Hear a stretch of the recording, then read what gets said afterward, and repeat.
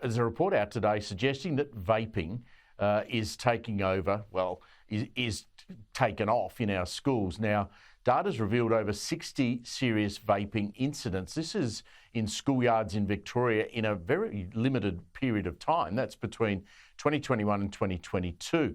That involved police, paramedics had to be called. Now, half of them involved, I can't believe this, primary school students, pupils being rushed to hospital and selling them, students being found to be selling these things on school grounds. Let's bring in Associate Professor Dr. Michelle Jongenelis from Melbourne School of Psychological Sciences.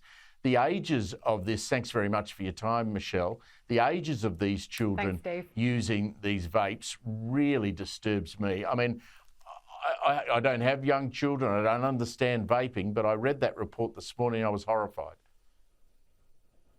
Absolutely. It's incredibly concerning, the report that came out and the numbers that we're seeing.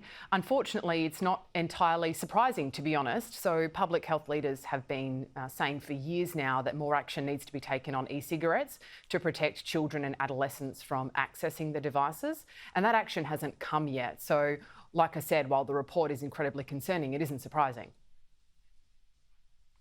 So do we think that the people who market these things are deliberately targeting children? Now, you'll have to help me out here. I know some of these vapes have a substance in them that is sweet. They're marketed, on a perfume smell rather than the old tobacco smell. Are you concerned about the way that these marketers are allowed to market these vapes? Absolutely. So, vapes are available in thousands of flavours, and these flavours are youth-oriented. So you've got Red Bull and Skittles and Fruit Loops and unicorn milk, and not only the flavourings, but also the packaging itself. So if you look at e-liquids and the way e-cigarettes are packaged, they use cartoons, which is right out of the tobacco playbook from the 1960s, 1970s. So we're seeing these old marketing techniques rear their ugly head all over again because of the fact that there is very little regulation on these devices and these products, and so they are being allowed to be marketed directly to kids. Just to have a look, I've gone into a couple of these vape shops and the people behind the counter don't seem to be too concerned about who they're selling them to, but surely if a primary school-aged child walks into a smoke shop or a vape shop, then no one's going to sell them to them, are they? Where are they getting them from? Yeah, so we've done some research recently asking adolescents and young adults and adults where exactly they're sourcing their e-liquid from.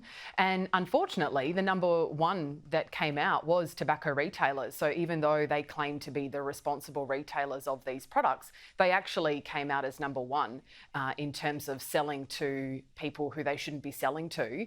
The other common source of e-liquids for children in particular are often their friends. So, older friends or older brothers and sisters who've managed to procure these products either overseas or from, these retailers are then on selling. And, you mentioned the report this morning that spoke of kids selling to kids within primary schools and high schools. So other students older are buying them and then passing them on to younger kids selling them, and it's almost like a little side hustle from these kids at school. Absolutely. A very entrepreneurial older kid who has got potentially an older brother or who's managed to somehow get this online or from a vape store is then going on and selling to younger students. Well, it's a real concern. Michelle Jongenelis, thank you very much for your time this afternoon. Great to talk to you.